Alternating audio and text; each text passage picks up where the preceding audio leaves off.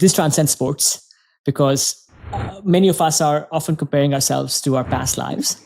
Are there any simple techniques you can share with us, with the listeners, Hazel, on how people can stay more present and experience that joy, that ephemeral joy of finding your limit at that moment of your life? I think the biggest thing, there's obviously lots of things you can do to be more present and train being present, and mindfulness and meditation are the obvious places to go. But one thing I would say is, what is it that's preventing you from being present and finding joy in these activities that are recreational? I imagine that most of your listeners are not paid to go running or surfing or hiking or climbing.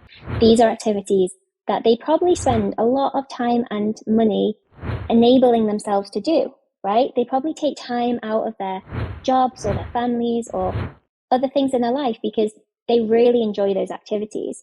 And isn't it sad that it's not coming easy to us to find joy in them, right? Why is that?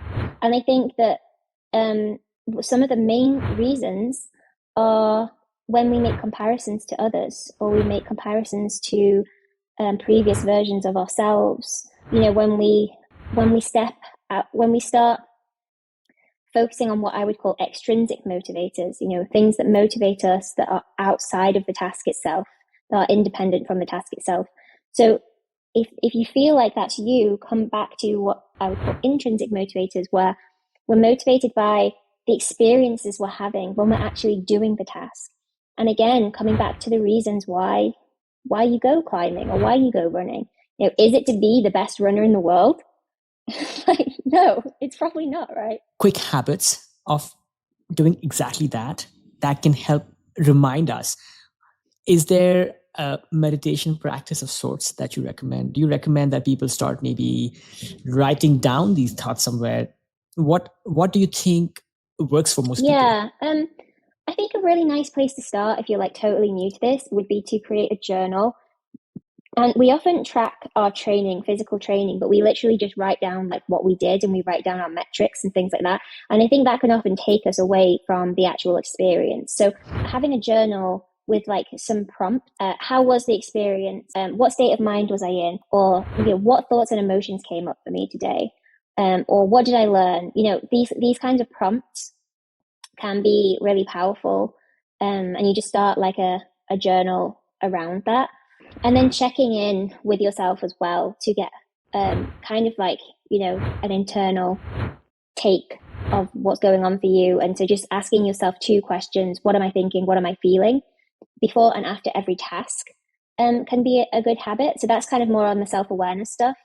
And then in terms of kind of like being more positive, being more present, asking yourself, why am I here? Can just be really powerful before you start a task.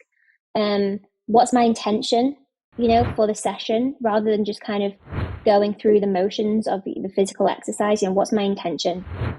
Is it to enjoy myself? Is it to be present? Is it to beat my last week's time? If it's to beat my last week's time, why is it to beat that, to do that? Why is it that I want to do that?